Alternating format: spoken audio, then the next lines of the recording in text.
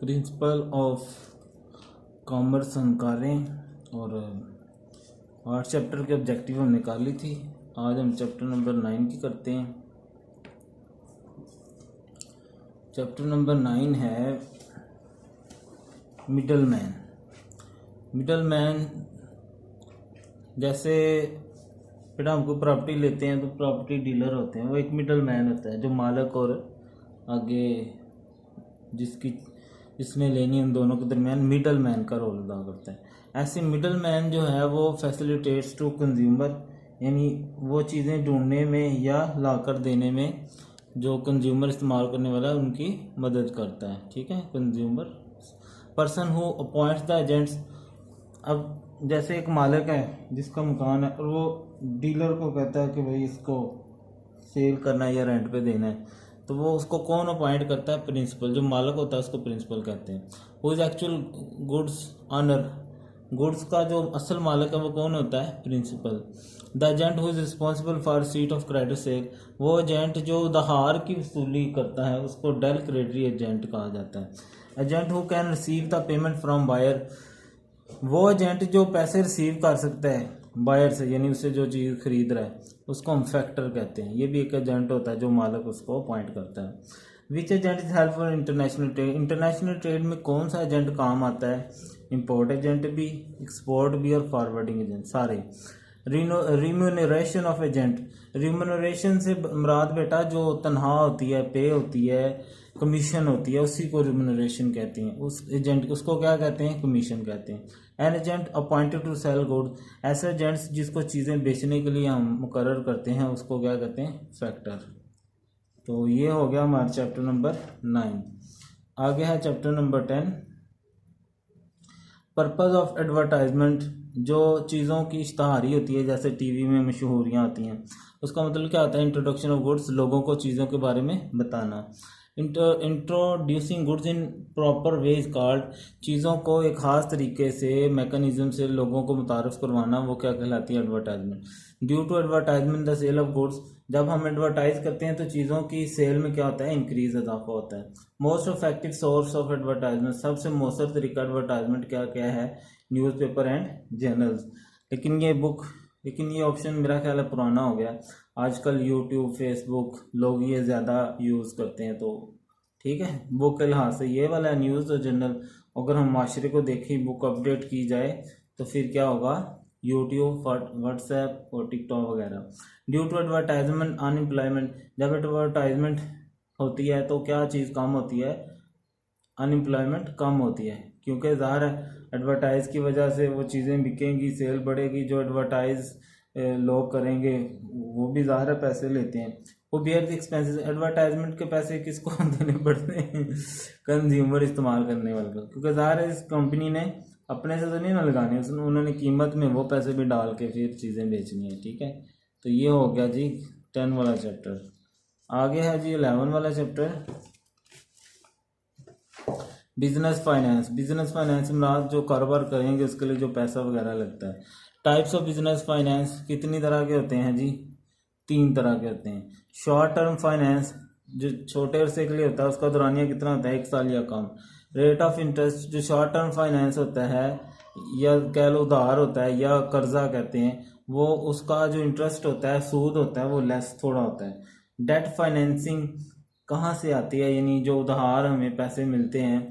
Running finance, एक तो जो पहले से मिला हुआ है वो, दूसरा कैश क्रेडिट, हम किसी से फिर उधार ले लेते हैं। तीसरा लीजिंग, ये भी उधार है किसी से, जैसे हमने कुछ चीज़ ज़मीन ले लिया है किराए पे। ऑल ऑफ दीज ये सारे डेट फाइनेंसिंग में ही आते हैं। Rate of interest in long term finance, लंबे अरसे के जो फाइनेंस होता है उसका रेट ऑफ इंटरेस्ट हाई होता है। मुदारबा ऑर्डिनेंस 1980 में इशू किया गया। रजिस्ट्रेशन जो होती है मुदारबा कंपनी की, वो कंपलसरी, ज़रूरी होती है, यानी करवानी पड़ती है। मुदारबा सर्टिफिकेट्स आर ट्रांसफरेबल, यानी हम किसी और के नाम पर भी ट्रांसफ़र कर सकते हैं। जैसे जायदाद, कुछ भी, कोई भी चीज़ है, गाड़ी है, वो किसी को बेचते हैं तो कागजात वगैरह उनके नाम ट्रांसफ़र हो जाते हैं। ऐसे ही मुदारबा सर्टिफिकेट भी ट्रांसफ़र हो सकते हैं। द रिस्पॉन्सिबिलिटी प्रोवाइडिंग फाइनेंस, मुदारबा में फाइनेंस पैसे प्रोवाइड करना किसकी जिम्मेदारी होती है? रब्बुल माल। ठीक है, ये जब टॉपिक पढ़ेंगे ना पूरा तो फिर आपको ये चीज़ें ज़्यादा अच्छी समझ आ जाएंगी। वर्किंग पार्टी, मुदारबा में जो काम करने वाली वर्किंग पार्टी होती है उसको क्या कहते हैं, मुदारिब। तो ये था जी क्वेश्चन नंबर और चैप्टर नंबर 12। आगे है 11 था, अब आ गया 12। इंश्योरेंस, पाकिस्तान में जो बिजनेस का इंश्योरेंस है उसको कौमी दायरे में कब लाया गया? 1972, भुट्टो के दौर में। यानी कि पार्टीज इन्वॉल्व, इंश्योरेंस कंपनी में दो पार्टियां होती हैं, एक जो इंश्योरेंस करवा रही है, दूसरी जो कर रही है। पर्सन जो अपनी इंश्योरेंस करवा रहा है उसको क्या कहते हैं? इंश्योर्ड। इंश्योरेंस कंपनी को क्या कहते हैं? Insurer. Amount of premium is refundable in case, जो प्रीमियम की अमाउंट होती है वो वापस मिल सकती है किस में? लाइफ इंश्योरेंस वाले में। इंपॉर्टेंट सबसे अहम किस्म कौन सी है? मैरीन, समुद्र में जब सामान होता है। फायर, आग के लिहाज से। तीसरी लाइफ इंश्योरेंस। तो ये तीनों क्या है? अहम है। इसके अलावा ज़ाहिर और भी चीज़ें होती होंगी।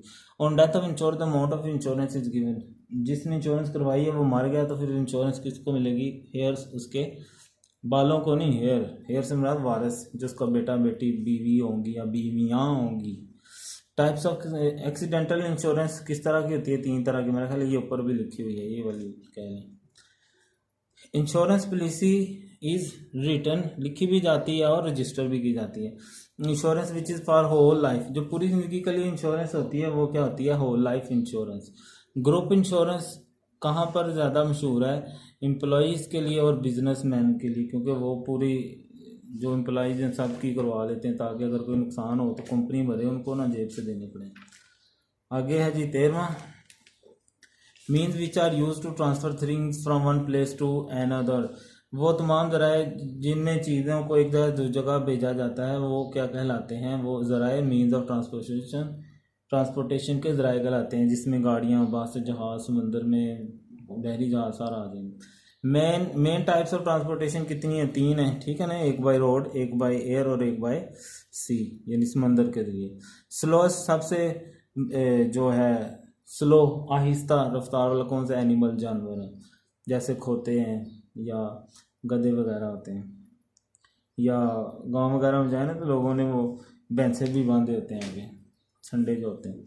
ओल्डेस्ट, सबसे पुराना कौन सा तरीका है? रोड, यानी रोड का तरीका जो ट्रांसपोर्ट का वो सबसे पुराना है।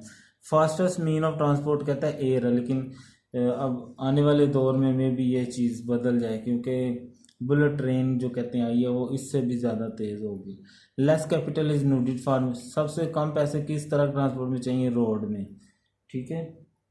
Which mean of transportation not suitable for heavy items के लिए एयर ट्रांसपोर्टेशन अच्छी नहीं है, क्योंकि ये ना हो जहाज़ ही बेचारा उड़ जाए, नीचे आ जाएगा। बेनिफिट्स ऑफ ट्रांसपोर्टेशन, ट्रांसपोर्टेशन के फ़ायदे क्या होते हैं? इंडस्ट्री की डेवलपमेंट होती है, प्राइस स्टेबिलिटी आ जाती है क्योंकि ज़्यादा चीज़ें आ रही होती हैं, और एक्सपेंशन ऑफ मार्केट, और मार्केट भी एक्सपेंड करती है उससे, सही है। तो ये था हमारा। और 9 वाला है the cheapest mean of transportation, सबसे सस्ता ट्रांसपोर्टेशन का मीन्स कौन सा है? शिप, जहाज़, क्योंकि बड़े बड़े जहाज़ होते हैं तो बहुत ज़्यादा सामान वो लेके जा रहे होते हैं, सही है। तो ये हो गया हमारा क्वेश्चन चैप्टर नंबर 13। आगे है जी चैप्टर नंबर 14। चैप्टर नंबर 14 क्या है? आर्ट ऑफ सॉर्टिंग गुड्स, चीज़ों को तरतीब लगाना। ये जो आर्ट है इसको हम क्या कहते हैं? Warehousing. Warehousing is a source of government income, government को ज़्यादा इजाफा होता है इसमें। काइंड्स ऑफ वेयर हाउस कितने हैं? 4 होते हैं। गोडाउन या गोदाम वगैरह की तमीर का क्या मकसद होता है? देखें ना, जब गंदम चावल इतनी मकदार में बनते हैं तो एकदम तो नहीं ना खाने लोगों ने, पूरा साल खाने या 8-9 माह खाने, तो उनको महफूज करना पड़ता है, तो फिर उसके लिए गोदाम बनाए जाते हैं बड़े बड़े, ताकि चीज़ें वहाँ वक्ती तौर पर स्टोर की जाए। जैसे प्रिजर्वेशन ऑफ गुड्स, चीज़ों का बचाव के लिए, रखने के लिए। पब्लिक वेयर हाउस, जो अवामी वेयर हाउस होता है वो गवर्नमेंट की प्रॉपर्टी होती है, यानी गवर्नमेंट बनाती है ना इसको। गवर्नमेंट क्या होती है? लोगों के पैसों पे खड़ी होती है, लेकिन हमारे अंदर अवेयरनेस की बहुत ज़्यादा कमी है। पब्लिक वेयर हाउस, हम जब भी कोई मसला होता है तो हम खुद ही बैंकों को लूट लेते हैं, गाड़ियों को जला देते हैं, हालांकि वो हमारे ही पैसे की बनी हुई है। ये ऐसे ही बंदा लड़े और अपने घर को ही आग लगा दे तो ज़ाहिर है तो वो बेवकूफ़ी होगा ना। तो ऐसे ही अब सियासी पार्टियों के पीछे लग के जब हम नुकसान करते हैं तो असल में हम अपना नुकसान कर रहे होते हैं। और मेरा ख्याल है बाज़ केसेस में तो लोग तो नहीं कर रहे होते, इन्हीं के एजेंट्स होते हैं आगे पैसे लेके, तो नाम सारा अवाम पे आ जाता है। ठीक है। Public warehouse is owned by government का होता है वो।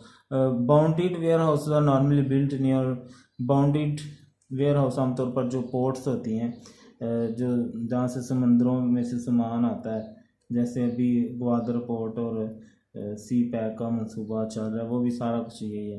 Before selling fruits kept in warehouse, fruits को बेचने से पहले वेयर हाउस में रखा जाता है। जैसे केले हैं ना, पता कच्चे होते हैं तो फिर उनको पहले पकाया जाता है। ऐसे मैंगो हैं, उनको भी ला के पहले मसाला लगाया जाता है, फिर वो पकते हैं। ठीक है। तो ऐसे ही कुछ फ्रूट्स हैं, उनको पकने से 2-3 दिन पहले जो है ना वो उतार लिया जाता है और फिर गाड़ी में लोड करके वो भेज देते हैं ताकि रास्ते में आते आते वो पक जाएं, क्योंकि अगर वो पक के आएंगे तो रास्ते में सारा कुछ ख़राब हो जाएगा। ऐसे ही स्ट्रॉबेरी है, वो हमारे यहाँ गुजरांवाला में ही तैयार होती है, तो उसको उसी वक्त जो है ना वो आके सेल के लिए लगा देते हैं, क्योंकि मेरा ख्याल है एक दिन भी नहीं वो निकालती और ख़राब हो जाती है।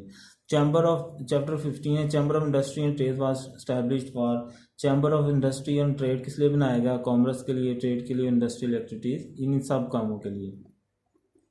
हेड ऑफ कमेटी, जो चैम्बर ऑफ कॉमर्स की कमेटी होती है उसका हेड कौन होता है? प्रेसिडेंट होता है।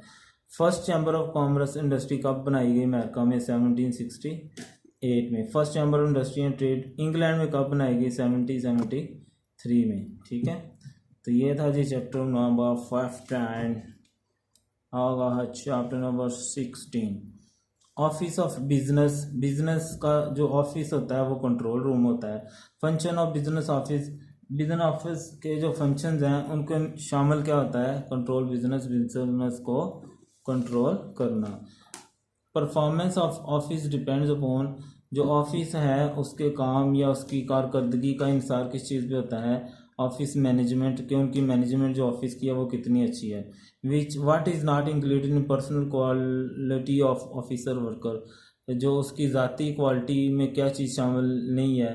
ब्यूटी, यानी खूबसूरती का इस चीज़ से कोई तल्लक नहीं है। अगर उस बंदे में और क्वालिटी है तो खूबसूरती इतना मैटर नहीं करती, करती तो है, वैसे ही कहते हैं, छोड़ो राज की बातें। ऑफिस मशीन्स चैप्टर 17 है। Kinds of machines on the best, function के लिहाज से मशीन्स की कितनी किस्म है? 4। मोस्ट मॉडर्न मशीन कौन सी है? कंप्यूटर है, आपको पता है हर जगह। जैसे due to machine office work क्या होता है? ईजी हो जाता है, आसान हो जाता है। मोस्ट मॉडर्न मशीन जो कैलकुलेशन के लिए, वो भी कंप्यूटर है। Which is not included in communication machine, folding machine जो होती है वो कम्युनिकेशन मशीन में शामिल नहीं होती। आगे 6 वाला है इसका MCQs, which are not included in commission machine. Communication machine में कौन सी चीज़ें शामिल नहीं हैं?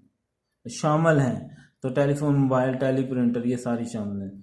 Machines of opening letter in business institute, वो मशीन जो लेटर को ओपन करती है बिजनेस इंस्टीट्यूशन में, उसको मेल ओपनर कहते हैं।